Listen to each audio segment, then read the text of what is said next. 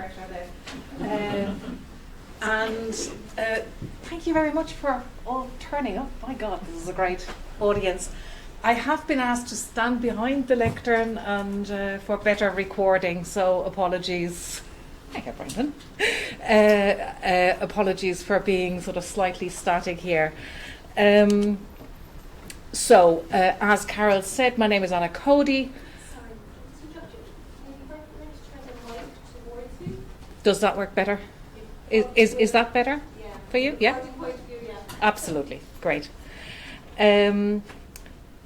So I'm going to talk to you about PPI, public and patient and care involvement in HRB grant applications. And what do I mean when I say PPI? Just that we're on the same page here for starters. There are, of course, different ways of working with people in research, and that includes participation in a study where you collect data from people, any kind of data, biological surveys, whatever.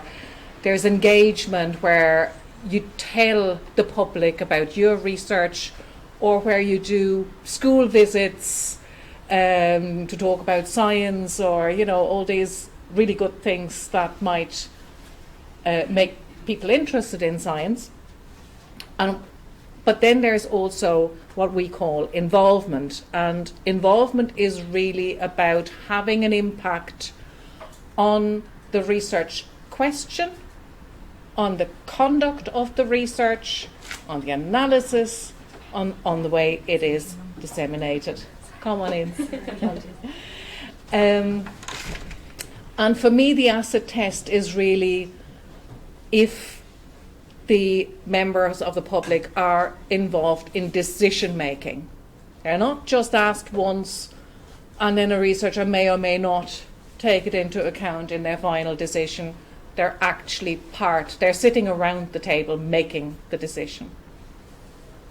Obviously, all of these are important, and obviously we need all of these different forms of working with people for health research to work. But there's one particular one that we're talking about here today. And whilst the evidence basis for PPI is certainly still growing and emerging, there are areas where we have kind of quite sound evidence at this point. This is an example of a systematic review of 26 studies around clinical trial recruitment and the difference that PPI can make there. This forest plot shows kind of the difference made, and what the authors conclude in their paper is to illustrate what our main findings could mean in practice. In a hypothetical sample of 1,000 patients, of which typically 100 enroll, a PPI intervention would likely lead to between 1 and 30, and on average 14, extra patients being enrolled. As these PPI interventions were mostly restricted to involvement in the design or delivery of patient information, the effect size might be even larger for PPI that begins at earlier stages of trial design. Now, recruitment and retention is the big issue in clinical trials. That's the bit where globally trials struggle. So, here's a methodology that will help you. Why would you not do it? It makes total sense. So, what I'm going to talk to you about really briefly is the HRB approach. I will talk a little bit about PPI and applications and our review process, and if we have the time we'll do a brief exercise maybe to have a look at some real quotes from some real HRB applications. So the HRB approach first. So in our current strategy, one of our key objectives is to involve the public, patients and carers in HRB funded research, and that's kind of something that speaks very loudly to our overall vision to have people at the heart of everything we do in the HRB. So It's very much embedded in the strategy, and it has grown in status from the last strategy. And to do that, we have a variety of different activities. We see ourselves very much as ambassadors for PPI, and there are a number of reasons for that. It does make the research we fund more relevant, it makes it more likely to succeed and be impactful, and of course it also adds a layer of accountability around the fact that we are funded by the taxpayer. We work very closely with the PPI Ignite network, which Carol already introduced a minute ago, and which we co-fund with the IRC and of course with the universities. We have had questions about PPI in our funding applications since 2014. But we certainly put quite a bit of emphasis on this now. Again, we've always included the costs for any PPI during a project in our award budgets. Really important that you put that in, because all those lofty ambitions, without the money to do it, aren't really worth an awful lot. We have a public review, or indeed PPI panel members in the vast majority of our schemes. So members of the public are involved in the decision making about your HRB application. Just that there's no ambiguity about that. What they do review is not the science. That we leave that to the scientists. What they do review is the PPI element of the application, or indeed where there is kind of a patient-facing or participant-facing element to it, they might also comment on that.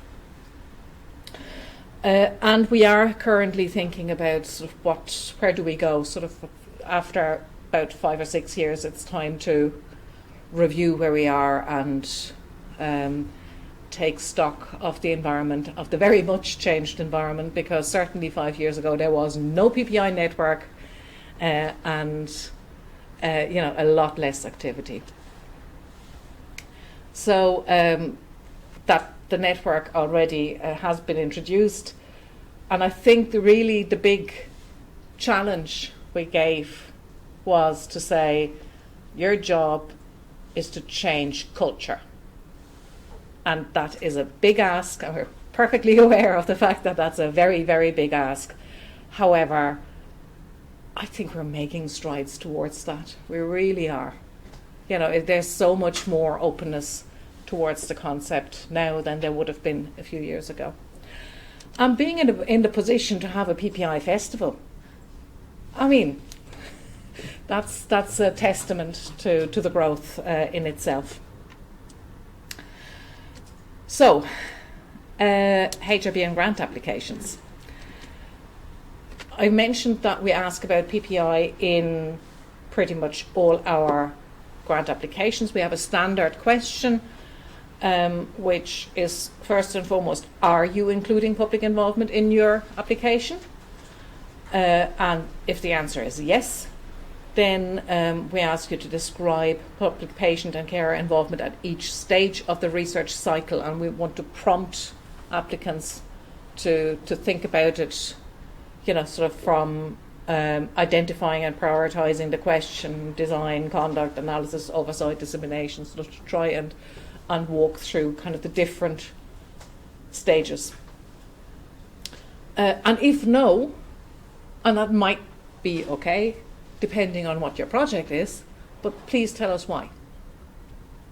So it's not that you absolutely have to have PPI in your application. We do want to avoid applications that purely put it in because they have to, and just create another hoop to jump through and just another box to tick. I don't quite see the point of that. I think it burns a lot of goodwill on all sides, and it creates a lot of work that is for nothing. So we do have this section, and we do want you to use this to summarise what your plans are. So where do you describe PPI in an application? Just in the PPI section, or also in the research team and the background information and the methodology and the dissemination and the impact? And I didn't put in the budget, but you don't forget the budget, please. It is really, really important.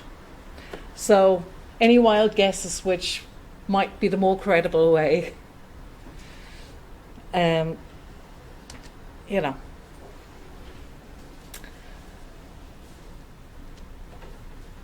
Looking at how we assess applications, I'm not sure how familiar you all are with that process, and can I just ask, show of hands, like how many of you have submitted applications to the HRB? Wow, very good. And how many of you have first-hand experience with PPI? Very impressive, great. Great. So you may well be familiar with this, but maybe just to make sure that we're on the same page here. So once you've submitted an application, we go through an eligibility check, and you'll know that in each set of guidance notes there will be some eligibility criteria. We then send it to expert peer review, and then this is actually a shot that's taken from our website, but there are two things that are not in that. And not only do we send it to peer review, we also send it to public review. And there's another piece that's not in this. In general, with very, very few exceptions, we then send both the scientific and the peer review and the public review to the applicant and invite them to respond to that, just to make sure that, you know, somebody might have gotten the wrong end of the stick. They might be able to answer a question quite easily. We've found it hugely helps to take out some of those guesses that a panel might have to make otherwise. And from that comes then from all that material, from the application, the scientific review, the public review, and the applicant response, all of that is given then to a panel of reviewers who then have to decide which applications are funded. The HRB board approves that decision. That approval is purely a matter of process and of financial oversight. The HRB board does in no way ever interfere with the list of selected projects. Never has. And then we give feedback to applicants.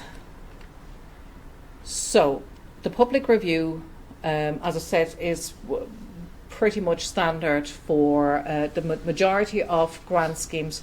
We will be thinking over the next while a little bit about where do we go with the public review, where do we go with PPI panel members. That we will have to kind of come up with some solutions there. We also have our own kind of resourcing challenges, but we're aspiring to have 2 public reviewers per application, and as I said, they focus on the PPI aspects of the application and not the science. So the lay summary is another part that is a really good place to highlight your PPI work and to kind of demonstrate it in action in a way. Please bear in mind that quite often the lay summary is used not only by the public reviewers, not only possibly by the HRB communications team to talk about your grant later on, but it is also read by the scientific panel members, because really important scientific panel members are generalists. They're not necessarily specialists in your area. The specialists were the written reviewers we got earlier on, but the panelists, in our project grant scheme, we discuss over 2 days about 45 applications. We couldn't possibly have a specialist for every application sitting around the table. And it should be an excellent introduction into the area for people that are not familiar with it. And using lay language, straight up, simple English is a really useful tool there. And things are shifting, but I'm still seeing quite a few lay summaries that are stuffed full with jargon, and where you need to have kind of a PhD in whatever particular end of science to understand the abstract, the lay abstract, the lay summary. I had a quick look back at the quality of PPI in a recent call, and that's as judged by the public reviewers, and I only looked at the shortlisted ones. But what really struck me was that, 2 points. The majority of reviews were in the excellent or very good category, which is really encouraging. I think that's fabulous. But the other thing that struck me was, if you look at the funded, there's a definite skew towards having higher PPI scores and ratings for the funded ones than compared to the non-funded. It's not the one thing that will get you the grant. You can't have a scientifically poor application with fabulous PPI and be funded, sorry. But it definitely helps, and it particularly helps if you are in that borderline country of, we can fund a few more, but, we have a big group to select from here. And if you looked at the bottom 8 there, they had particularly poor ratings. So it really did make a difference. So as you are thinking about your next application and the PPI work that you want to do leading into that, there are a couple of things that you might want to consider. First and foremost, who would be the right group of people to give PPI inputs, and what's the diversity within that group? Diversity is a big topic, and I think everybody struggles with that to some degree, but if you don't have it at the forefront of your mind, you'll never ever get there. And it needs to be right for your particular project. So if you're only looking at a really narrow patient group, then you need people from that very narrow patient group. But if you're looking at whatever GP practices, then and generally their patients, you might think of elderly people, you might think of parents with young children, you might think of people with chronic diseases, you might think of socioeconomic differences between where they are located and their clientele, so you might compare practices from different locations. You should be thinking about different ethnic mixes in the respective catchment areas.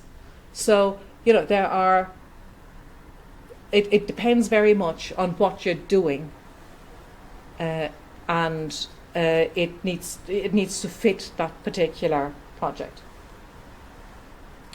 Do you know what the research priorities of that group are, and how good is your source? If you think you know it because you're a healthcare professional and you see these people in your clinic, then actually that's not a good source. That's your assumption. And it might be based on some evidence, but it really isn't the full story. So that's an easy trap to fall into, and something that we would have seen a lot of in the past. I think again the attitude has been shifting, and it's important to realise that doctor doesn't always know best, and also doctor doesn't necessarily know what it's like to live with condition X. Do you have a relationship with people or groups in that position, or could you make contact? Is there any way that you might go via community groups that are existing, via services that are existing, via sort of any other means, if there is no charity or a specific dedicated patient group? And there are a lot of resources to help, and in particular, obviously, the PPI Ignite network has resources, and your PPI Ignite team in UCC is an excellent resource. But there's another piece of thinking that you should be doing before you start to approach people, and that's kind of, what do you really ask people to take on? What's the type of input? What's the time commitment? Where and how do you think you might be meeting? All these practical things. What am I actually asking for?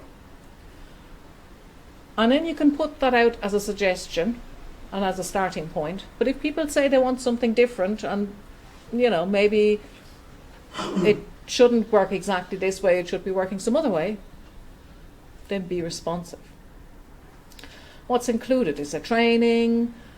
Is there consultation at key decision points? Are you keeping people informed throughout? Are you covering costs? Are you making payments to acknowledge the time contribution? And again, be responsive to other ideas. So if, a year or two in, there's an important conference coming up, that might be something where you could finance the participation and the attendance of a PPI collaborator. So it's, it depends on what comes up, and it depends what the needs are. If you think you've done the training, but actually, you've ticked off the list that you set at the beginning, but it emerges that there's another area where people feel a little bit unsure about it, then maybe another round of training is needed. So it's that dialogue that people also feel very confident to say, well, this is how it would work for me. This is how you could help me to contribute to our combined project, because it's not just the researcher's project at that point. And I think values and behaviours are something quite important to think about. How do that? Yesterday we had the launch of the values framework for the PPI Ignite network, and I think that's a really strong starting point. They are now, I'm sure, up on the website. Adele, are they? Yes. Almost. Okay. They will shortly be on the website, but again, there's a really strong underpinning framework, and think about what that might mean. Think about what aspects like respect or flexibility mean in your context for your group, and with in this particular, how you could live that. And then there's also the expectation management. Not every application is funded. Actually, a lot of them are not funded. And even if it is funded, it doesn't always go the way you had envisaged it to go at the beginning. So somebody who's not at all familiar with a research project will very easily assume that it's a linear process. You apply, you get the money, you do the research, this is the result. And I think you will all appreciate that that's not always the case. In fact, it's rarely the case to be that straightforward. Okay, I'm going to do a little exercise with you at the end for a few minutes. And I just wanted to show you some examples of some really nicely written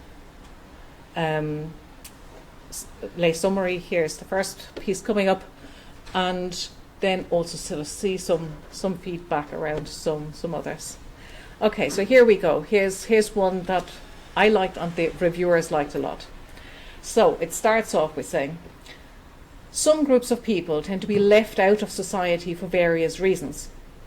Examples of those are those who provide care for others, members of the traveller community, migrants, those who have a disability, and those who have a disability. Sometimes people in groups like that are called marginalised. Marginalised people often have poorer health and feel worse about themselves than others. And this is especially common for children. They feel worse about themselves compared to others. It's not that there's a higher rate of adverse mental health outcomes. Okay? It's those kind of phrases that are really, really helpful and are really, that this one I'm sure has been proofread by quite a few people. Irish government documents have pointed out that there are important gaps in what we know about the situation for these children and that more research is needed. To help close these gaps, we will use information taken from a national survey of 16,000 young people aged 9 to 17 in 2018. We will compare children from the marginalised groups with other children to see what the differences actually are. Brilliant. Yeah, and they actually go on to say that they will continue to work with knowledge users in policymakers who actually want this information. It is a really, really, really nice example, and it is just, anybody can understand it. It's plain English. If you're not aware of plain English guidance, the adult literacy, NALA, National Adult, that one, have really good guidance on that. And, ask your neighbour, ask your young, 10-year-old or 12-year-old child, ask whoever if they can understand it. That's a good yardstick. Now, coming to some other examples. We hypothesize that these biomarkers may exist for not yet identified subcohorts subject to genetic predisposition, diet and medication. Compare and contrast. Can anybody think of any other way of saying things? Because it's sometimes really difficult when you come from that, you're used to writing scientifically. It's sometimes really difficult to get out of that groove and to translate that into plain English. But, hypothesize, not yet identified subcohorts, genetic predisposition, they're all kind of difficult concepts. And they're not necessarily the easiest to put into one sentence here. And quite often I think it's useful to break down sentences as well. So we tend to write scientific sentences that have a lot wrapped up in them. And sometimes you just need to chop that down, one concept per sentence, not 4 or 5 different ones. So you could talk about, groups of people rather than not yet identified subcohorts. Or you talk about not talk about a genetic predisposition, but talk about being more likely to develop a particular condition. You don't have to say you hypothesize. You can talk about, even we think is fine in a lay summary. There's another one here about malnutrition leads to detrimental alterations in body composition and can seriously impair chronic disease management, reduce in older adults' quality of life, and drive healthcare utilisation and costs. All true. But not very lay summary. Catastrophization there as well, isn't it? Kind of a detrimental alteration. Yeah. And in fairness, they want to do something clearly about malnutrition, and I'm sure it's a very worthy project. It's just once you've introduced the concept of malnutrition, I think you need to split it up, and it can make people sick. It can make existing conditions or illnesses worse. It's those really basic ways of saying something. So I think I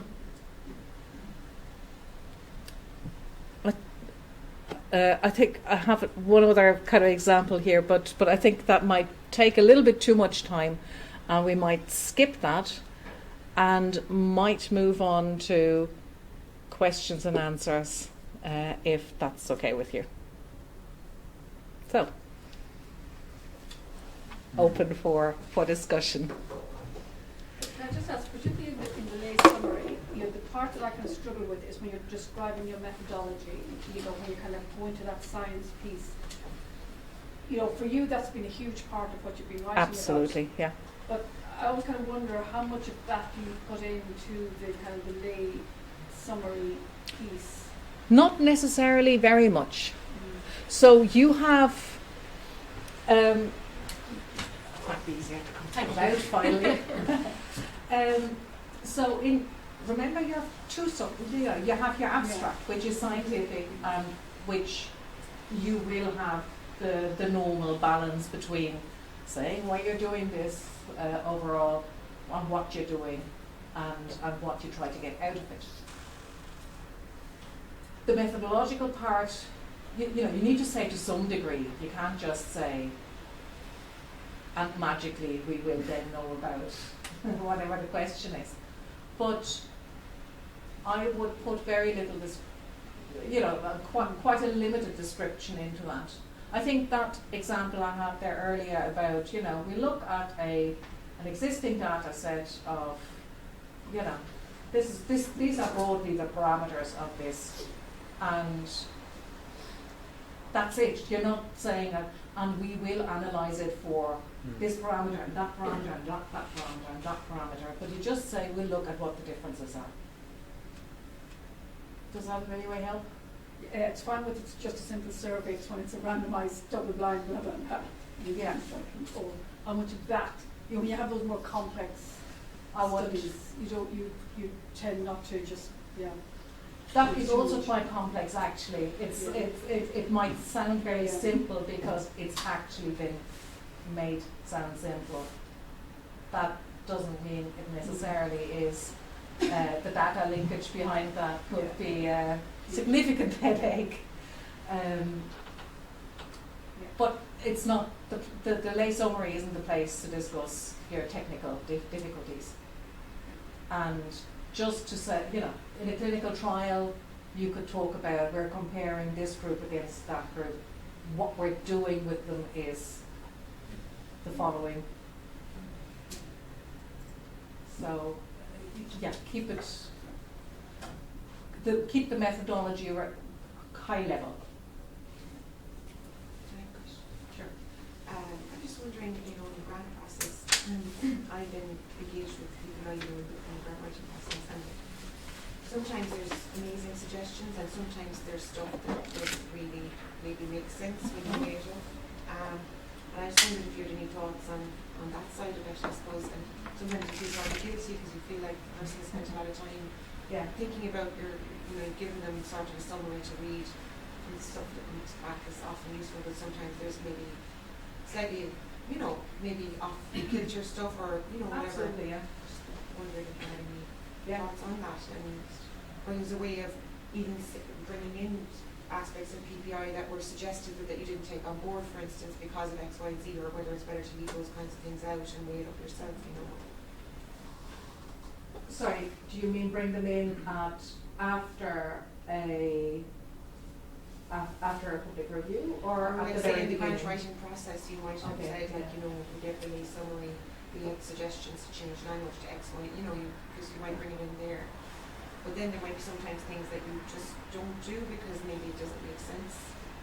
But it would, probably I wouldn't put it into the lay summary, but I would put it into the PPI That's what I section. mean, yeah, the PPI Yeah. section, yeah. So I think that's actually a really important piece there, because you did talk to people, and yes, of course, not every suggestion is brilliant just because it's been made by a member of the public, of course. Yeah. And not everything is necessarily doable, and you'll be much more aware of the constraints that you're under. But say, we got this feedback, as a group we considered it, I set out why that might be difficult to do, or impossible to do, or not a great idea to do, and therefore then as a, we decide, as a group, we decided not to do it. I think that's perfectly legitimate. And it shows an engagement process at the writing and at the conceptualization phase, sort of where you're thinking about what you might be doing, and you haven't got it all figured out.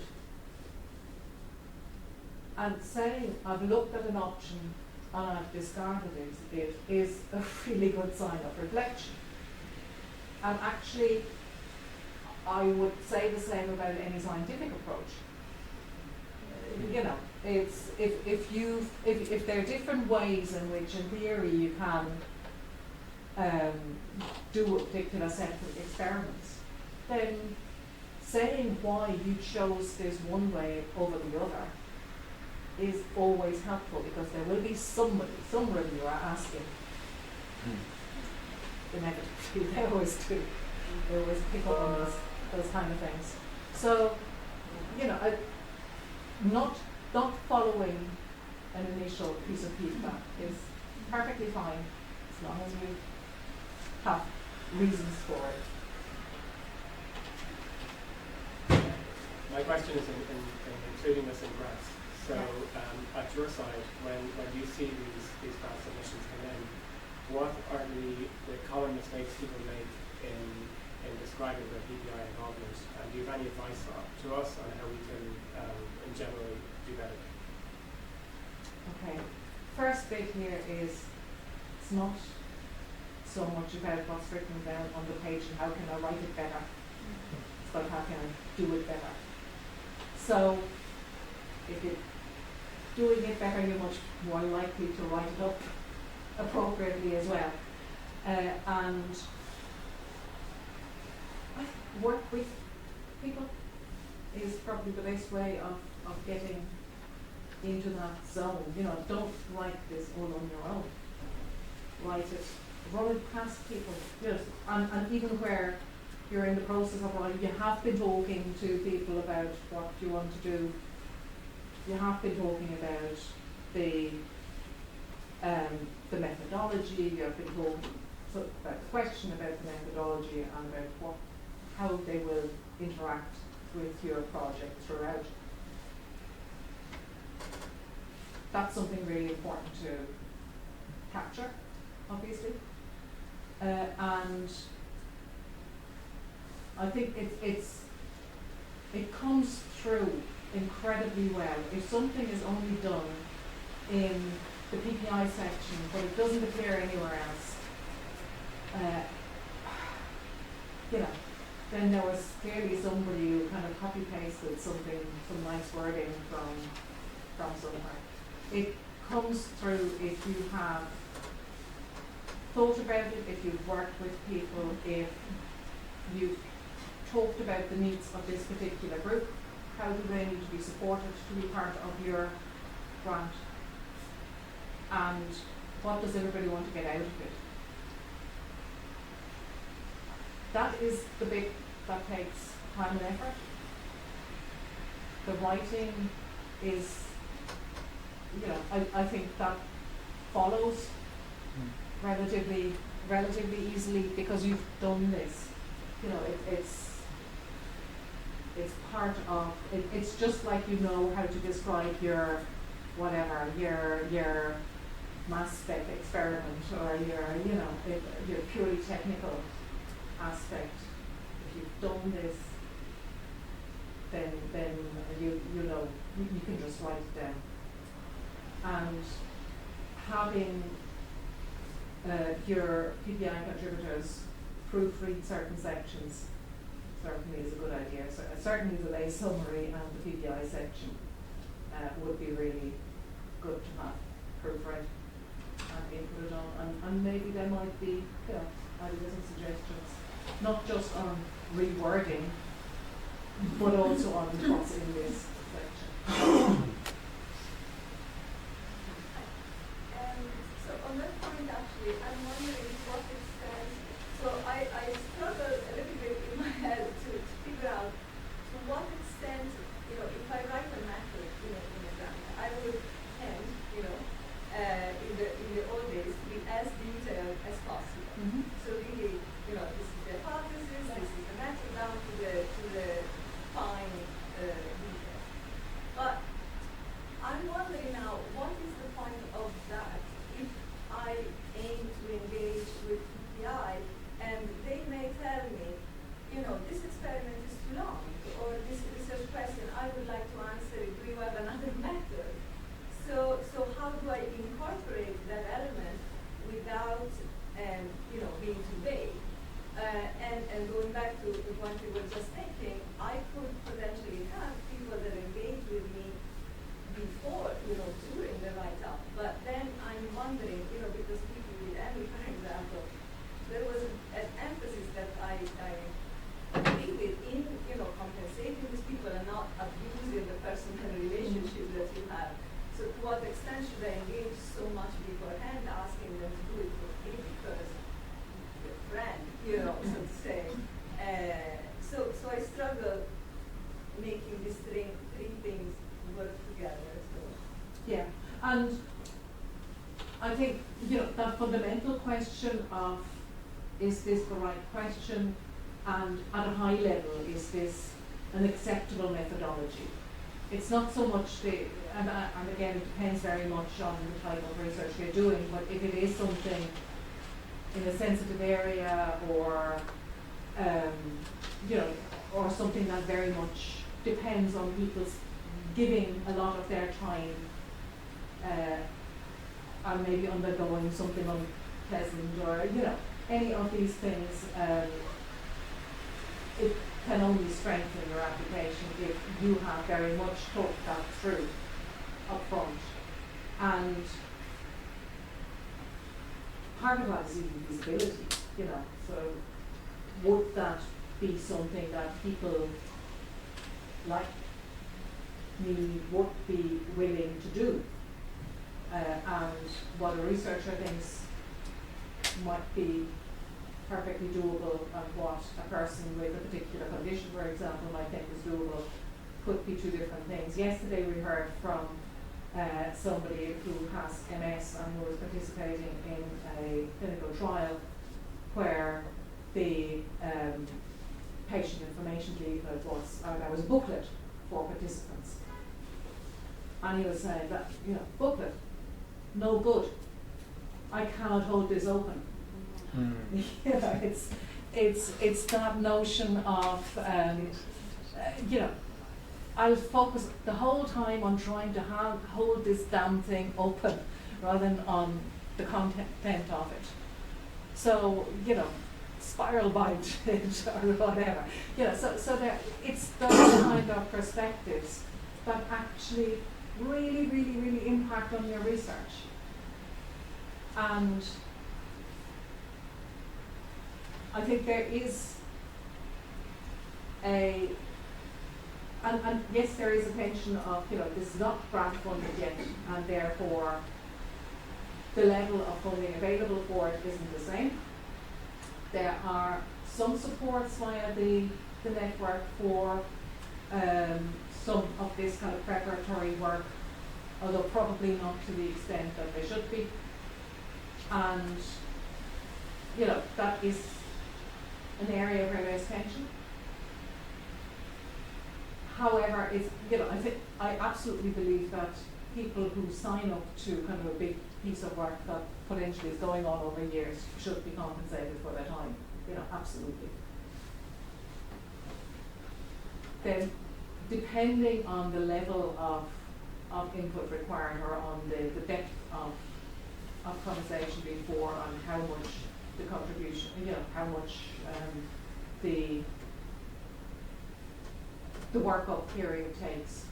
It might be okay to do it without compensation. It might be that there is availability of kind of other pockets of funding to support that. And I mean, typically we're not talking about kind of absolutely massive amounts of money. Thank you very much. No, it's just a comment, and I suppose it's Colin asked about feedback, so I suppose I'm just giving my feedback on a recent PPI review that came back. And there was, well, the way I read it was that there was kind of particular disappointment in the amount of money that we were seeking, and that we were asking our PPI participants to do a lot of what we had actually attempted in the budget. That was the PPI providing that.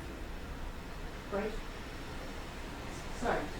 I'm not quite sure I understand it the right way now. So the PPI reviewers, one of them was saying that in the PPI, that the amount of money that we had sought in the overall budget wasn't sufficient for the amount of PPI. Was a lot. Oh. And then when you looked at what we were that included in our budget for our PPI participants was very small, and that the amount that should be paid should be larger. Okay, so very contradicting. That reviewer was contradicting him or herself. No. Sorry, no. I'm clearly not getting it. For the size of the budget, okay, so there was a lot of money. Yeah. But the amounts that we had put in to PPI was too little. Yeah. But we had kind of costed everything in what we thought was a realistic proposal. So it just did seem to be a bit of a misfit. We gave what we considered was reasonable and what we could give, I suppose, within the various restraints in terms of compensating people through university funding, etc. But it was perceived as insufficient for people. Yeah. And maybe somebody was looking at, okay, these people are asked to do all these things, and how much time might that take? It's sometimes difficult to follow exactly how somebody arrives at a particular value in their budget. But I can't exactly answer to that review. It was just a comment in terms of feedback that had been received. Asking for an answer. Sorry. Thanks very much for the presentation. It's particularly nice to see the examples. It's always like seeing other people learn what we need. But my question was related to the funding. It was maybe to yourself, but also to the room in general. For that pre-award phase, when you're involving patients, participants, what are people doing to compensate within the UCC systems? Like, obviously, there's a way of buying, one for all gift vouchers. There is a way of doing that. There is, but you have to do it. You have to do it through aggressive. But there's a way. You say no? Since when? Once? Okay, it's been a few. Okay, so that's the general question. How, within the system, how do we compensate people who are not members of staff? It's a difficulty, a challenge. Absolutely. Yeah, so I was just wondering, is there any tips, tricks, or things that people have done that worked? And that's not unique. That's not unique to UCC. No. That's No. public policy, yeah. And it's also not unique to Ireland. May But- I just say that within the UCC advisory group and within the queries that we get, this is almost, it's right there up at the top. And what we're doing in the advisory group is that we're collating some examples from different institutions and within UCC. But it's important to say that this is an issue at a national level, which has again been prioritised within the network. And there's a recognition that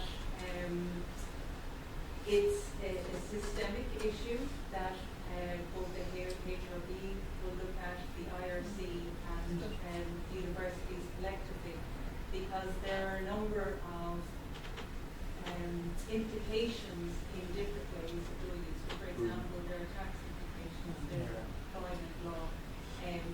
So there's an effort and a very strong effort to get a unified national level policy in relation to this, because it is extremely tricky for those multiplicity of reasons, and it can't have unintended consequences in terms of other maybe allowances and benefits or etc.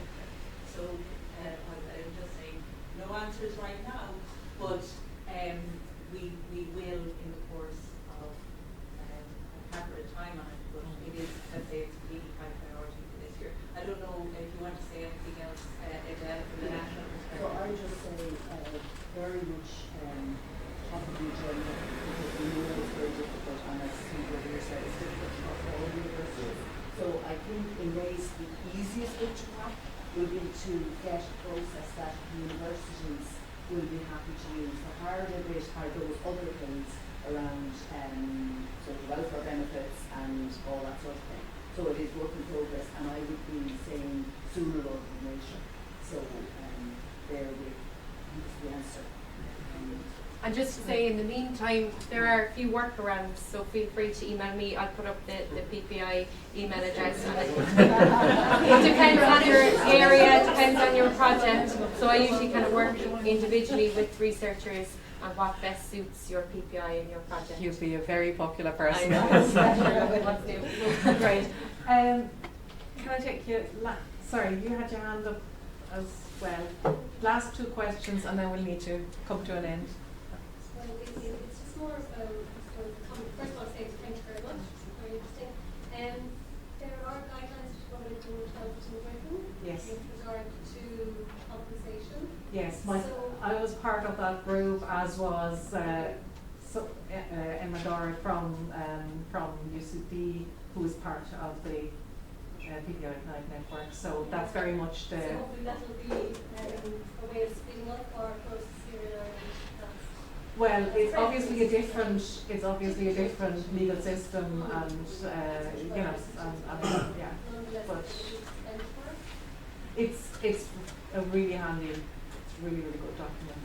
Yeah, it's unfortunately we can't just say copy paste adopt. Unless you want to become part of.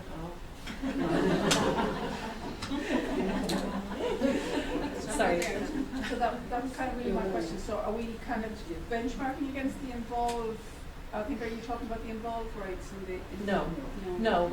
This is a very recently published piece of work that very deeply engaged with revenue in the UK about a process of payment. It's not rates, it's the process of making payments possible. Okay, so then, oftentimes we say, well, as per involved rates, which is the UK, so do we have the equivalent of what's a typical or a recommended for the Irish system then for compensation rates? So HRB have those rates. They have them up, yeah.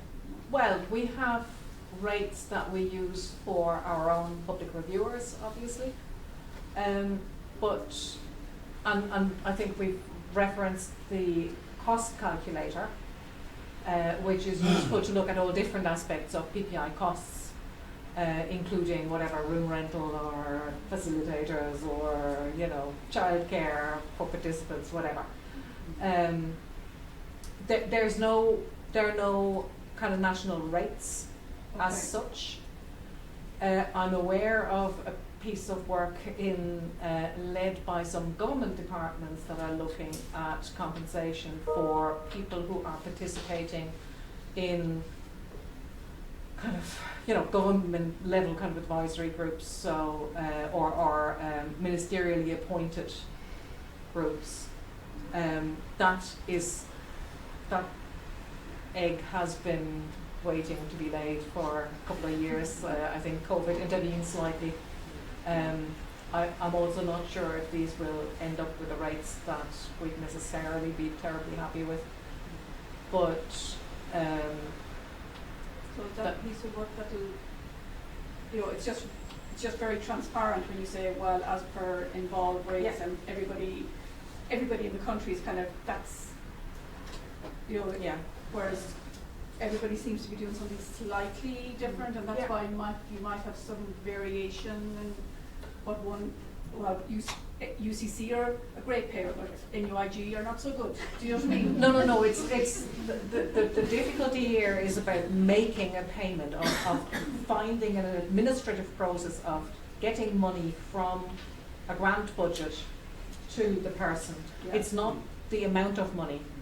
It's the way of getting it from A to B. I suppose it's just nice to have the fact that we're all working from the one document when we say this is what a typical per hourly rate is or whatever. If I could just come in and make a point that the document that this lady here referenced from the UK, apart from looking at the tax issue, they also looked at the different different types of contribution. And in the same way as in the university, you have many different levels. There are also many different levels of contribution. So perhaps the old recommendations from Involve maybe are no longer applicable because of the variety of ways in which contributions are made. So I don't anticipate that there will be a rate at any stage in Ireland. Now, that's only my own personal opinion, but I think that document is really good in terms of teasing out the different ways in which people contribute and the different levels. And then they're suggesting that there will be different rates for different levels. So it's not simple. Yeah. Right. We've gone over time, and thank you very much for your questions and for your engagement. Thank you.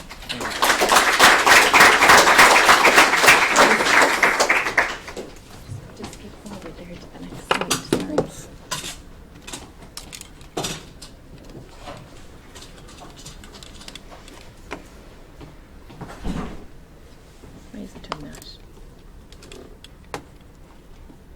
It just slows it down. Yeah.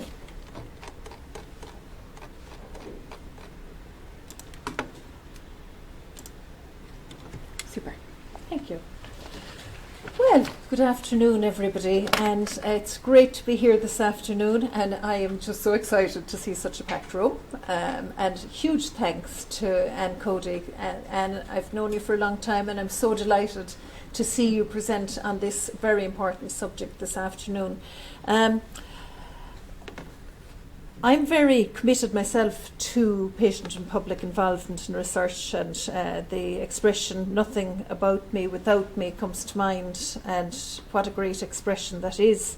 I've got a background in research myself and have worked in the area with my colleague Mairead Harding, whom I'm delighted to see here this afternoon.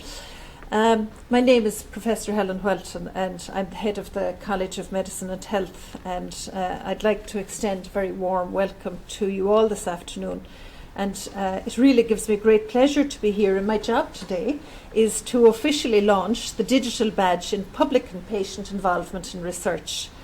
In its simplest form, we've heard a lot about it, PPI ensures that those who are most affected and impacted by research have a say in what research is done and how it's done. I'm fully committed to embedding a culture of meaningful and impactful involvement of the public and patients across our university and communities. By way of context, in my position as head of college, I'm also the Chief Academic Officer for the South-Southwest Hospital Group, and as you know, we cover 10 hospitals in this region, and I act as the bridge between the health service and the university. And every week I meet with the other 6 Chief Academic Officers of the hospital groups nationally, and we discuss issues facing students and staff in their respective hospitals and universities. We work with colleagues in all arms of the health sector, and our common goal is to improve the health of the population we serve, and to embed research in the community and hospitals and improve integrated patient care. Now, our mission is to ensure that continual development of sustainable quality and safe healthcare in the country.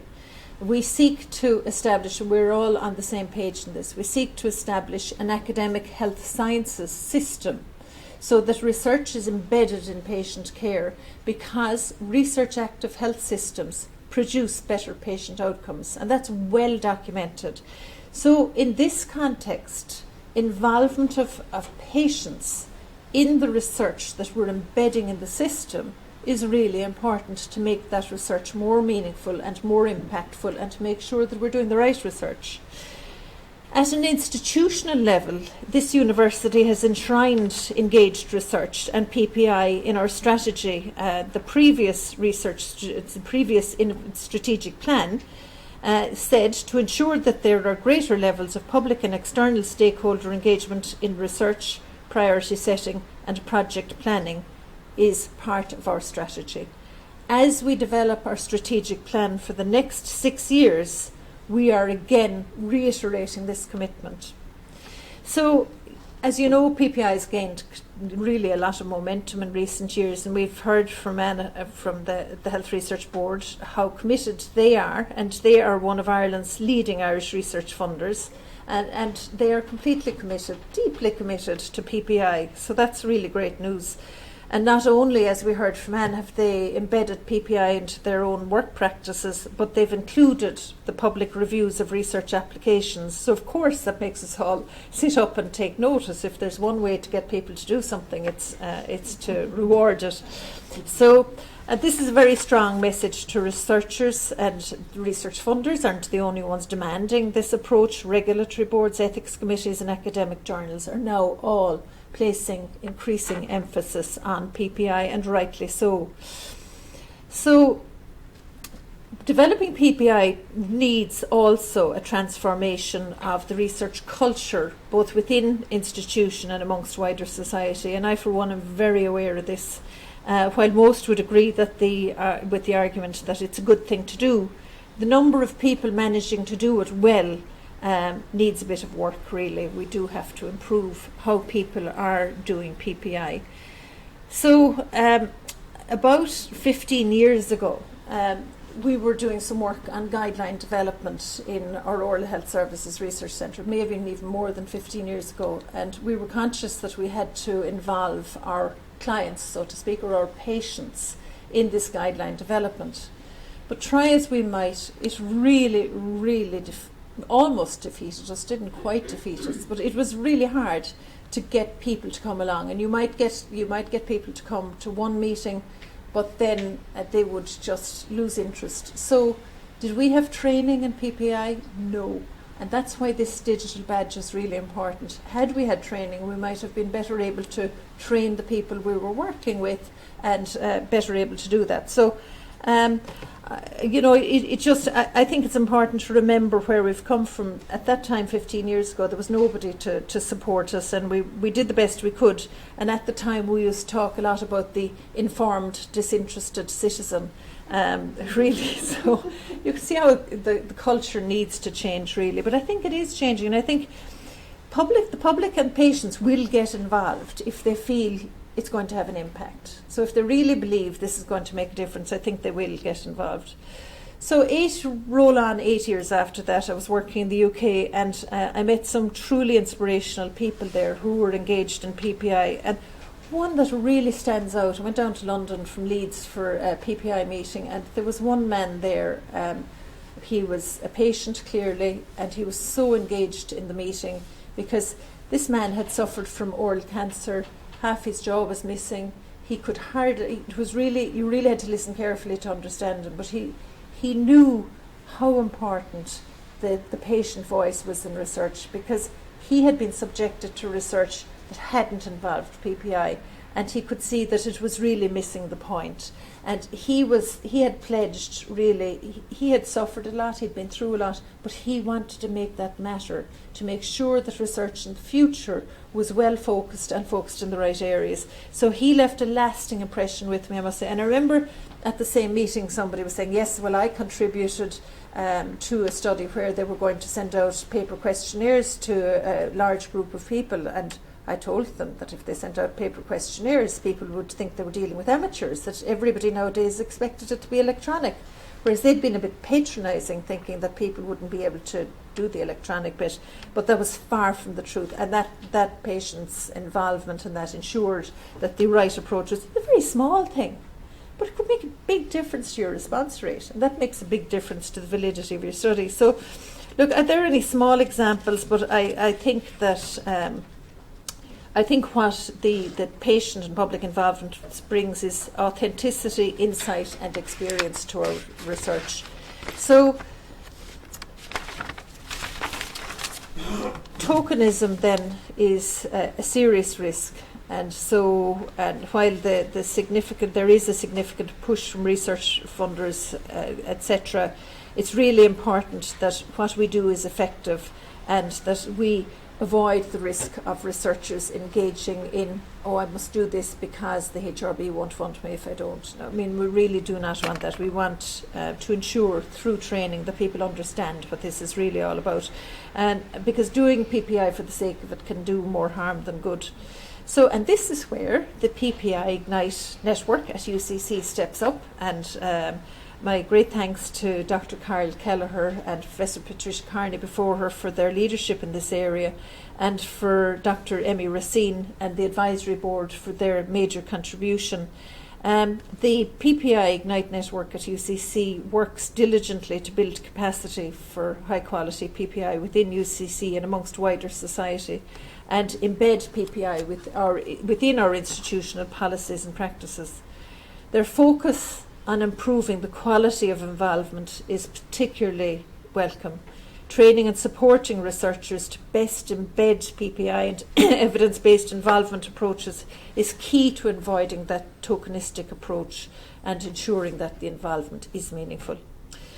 As part of UCC's long-term vision to integrate PPI into its core activities, the PPI Ignite network at UCC works together with colleagues from a wide range of disciplines from across the university, including those from UCC's research institutes and centres, and I'm delighted to see members from those institutes and centres here this afternoon, and also with the local community and charity organisations, and of course individual patient and public contributors. What a contribution to changing that culture. So really, really welcome and important and much needed work, and thank you for it. They provide leadership for PPI in the university, driving excellence and inspiring innovation. So coming to the digital badge, which we launched today, it's a prime example of the important work that they do. It marks a significant milestone for PPI in UCC. And a very special thank you to Dr. Emmy Racine, who's the Programme Manager of PPI Ignite Network at UCC, for all her work in developing the online course. We're very fortunate to have someone of Emmy's calibre, deeply engaged in this initiative, as she has experience in research and in strategy through her background in sociology. I did look you up, Emmy. The background in sociology, she has a PhD and she has an MBS in international public policy and diplomacy. I mean, what a great combination for this kind of work. The digital badge is a validated micro-credential award to earners who have undertaken the online programme. It's a means for the university to recognise non-accredited learning that supports the values and attributes the university seeks to foster. This important training initiative will be open to researchers at all career stages from within and outside UCC. It comprises 5 online modules, so very doable, delivered through a series of webinars which aim to introduce the core concepts relating to patient involvement in research, demonstrate how to conduct meaningful and effective PI, and showcase how researchers can report and evaluate their PPI activities. The course will be open, as I said, to researchers working within and outside UCC, and in recent weeks there's been a lot, I understand there's been significant national and international interest in this training, and the organisers look forward to welcoming participants with diverse backgrounds and experiences. So it will be really great to see how well it goes, Emmy. The course will be available and easily accessible, and this is the big thing, not only availability but accessibility, and participants will self-enroll and they will take the course in their own time and at their own pace. And this is crucial, and I think it will be really make a huge difference to people with busy schedules, because they'll be able to do it in their own time. The badge also highlights the inclusivity and collaborative nature of the PPI Ignite network. The course includes content, and I think this is fabulous, it includes content from powerful PPI contributors and leaders and experienced academics from the universities of Limerick, Galway, College of Surgeons, Trinity, UCD and DCU.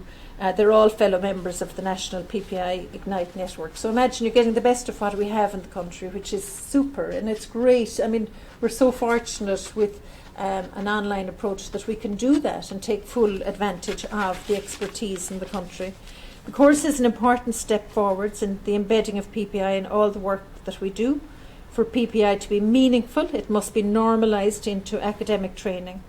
Current and future generations of researchers need to understand PPI and how best to conduct and how to report and evaluate their PPI activities accordingly.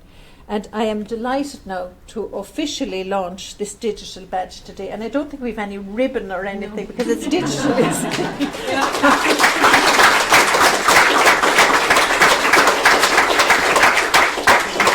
And huge credit to the team, and I wish you all the very best of luck with it. And thanks to the HRB for their support. And Adele, I think, judging by the discourse, you're from the national network, is that right? So you're very welcome today, and I look forward to catching up with you. Thank you all very much. Thank you, Professor Welton. That was a fantastic speech. Delighted that this course, which has been in development for quite some time now, is officially launched. Thank you to Dr. Anne Cody from the HRB for your seminar and really useful Q&A session. I think you'll all agree. Just while we have you here, and I know we're going slightly over time, but I just want to flag a couple of upcoming events that we have. So on the 18th of November, we've got this fantastic event organised along with the ID Plus project Certificate in Disability Inclusive Practice students. So this event is all about how we can achieve greater and meaningful involvement of persons with intellectual disability in research. It's a half-day seminar. It's happening in the hub in UCC. So that's an example of a seminar coming up. We also have drop-in PPI support clinics for researchers. We've got a monthly shared learning group for PhD students. And we've also got a seminar on PPI and Alzheimer's research coming up on the 2nd of December. So if you want more information on these, you've got the website there, the Twitter, and then of course the email address. Won't promise to get back to you straight away, but within a couple of days anyway. So thank you all very much for being here. Have a lovely afternoon and a lovely weekend, and we'll catch up with you soon. Thank you.